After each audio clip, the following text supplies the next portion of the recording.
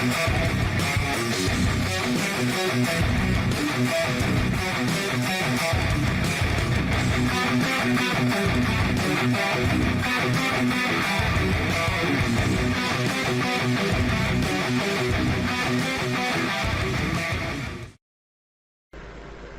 going to begin talking about the features of the timeline window.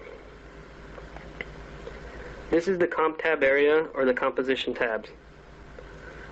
It displays the titles for compositions within the current project. The currently selected composition will be listed in the timeline window.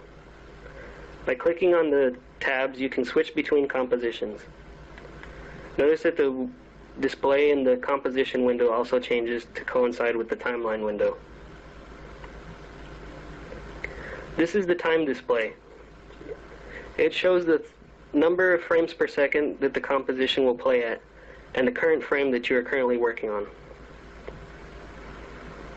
This is the time marker. It shows the graphic position in the composition that you're working on. Notice as it moves, the time display changes. You can also move the marker with the time display.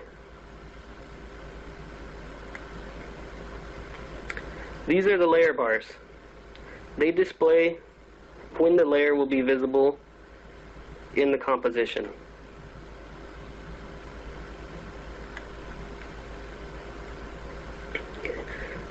These are the audio-video features.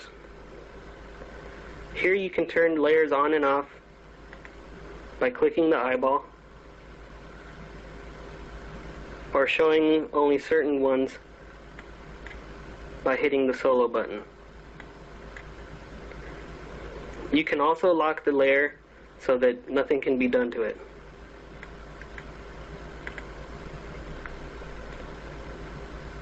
This arrow has features underneath it and can be twirled down to display more features. Twirling it back up will hide them. Okay. These switches are for hiding and showing other options within the timeline window. And this is the zoom bar, so that you can work closer into the timeline. Notice that it zooms in and out wherever the time marker is. Let's take a look at the way the layers appear in the timeline window. Here we can see the titles of our layers under the source name. Some of the titles may appear the same because they're taken from the same source folder. We can distinguish between the layers by their layer number. Here we have the label area, which can change the color of the labels in order to organize our project more efficiently. Next to the label, there's a twirl down arrow, which will open the layer to give you extra options such as text, effects, and transform. Each of these will have their own twirl down arrow to provide more options, and I'll be talking about these later. Now let's take a look at the way the layers are placed in the timeline window. Here we see our layer bars. The layer bar determines the time that the image will be displayed in the composition window. We can change the duration by dragging the handles that are located on either side of the layer bar. By clicking and dragging the layer bar, we can move it to a more appropriate place. Or we can simply click and drag the white bar to move the layer independently of the handles. The layers that are on top of the stack will have priority to be visible over the layers at the bottom of the stack. If I hide this layer here, we can see that the image behind it show through. We can add layers to the stack by going up to Layer and New to create a new layer.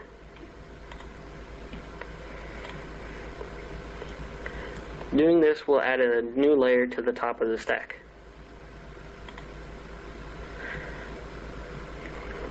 We can also right-click in the empty space below the stack to add a new. This will also add a layer to the top of the stack. I can get rid of layers by pressing delete when they are selected. I can also select a layer and click the right mouse button in order to bring up the layers options. We can also click and drag layers from the files in the project window. Here we can add the layers to any point in the stack.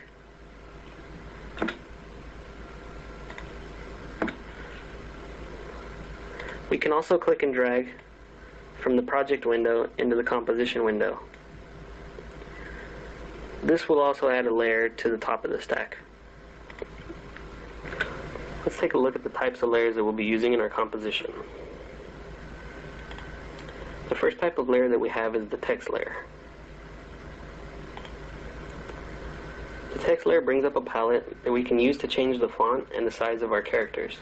We can also adjust the kerning and leading of characters within the paragraph. Here we can change the justification of the words in the paragraph. We can simply begin typing in order to create text. Pressing the enter button will move us down to the next line, and so in order to set the text to the layer, we'll need to select a different tool. At this point, the text has been set to the layer, and we can adjust it just as any other layer. The benefit of this is that we can reselect the text tool and go back in and modify our text.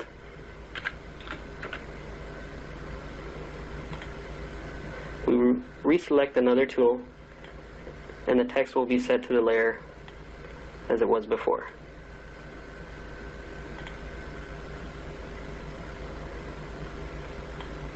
The next type of layer that we have is a solid. The solid brings up a pop-up window where we can change this width and height. We can also change the color.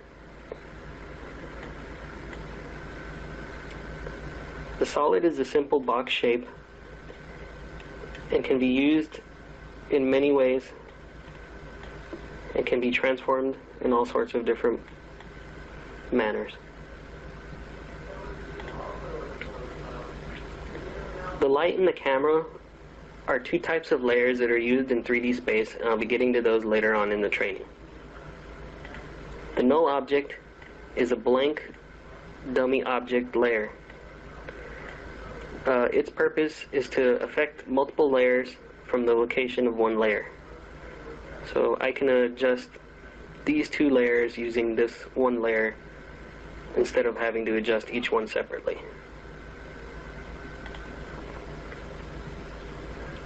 The adjustment layer works the same as the null layer, except that the null layer will only affect the layers that are linked to it, while the adjustment layer will affect the layers that are below it in the layer stack. Now we will be looking at the types of layers that we'll be adding from the project window. We already know from the layer menu that we can add a new layer to our layer stack.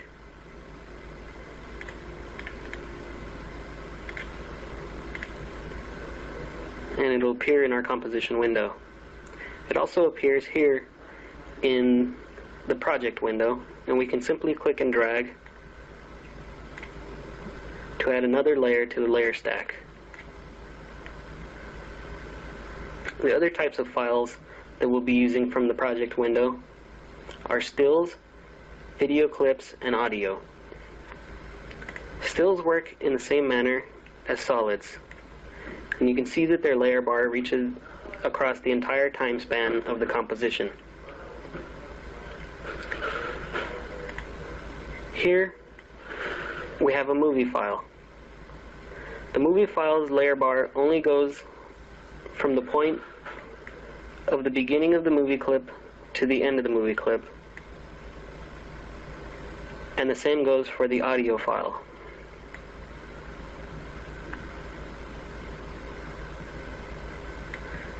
Here you can see the video clip in the composition window.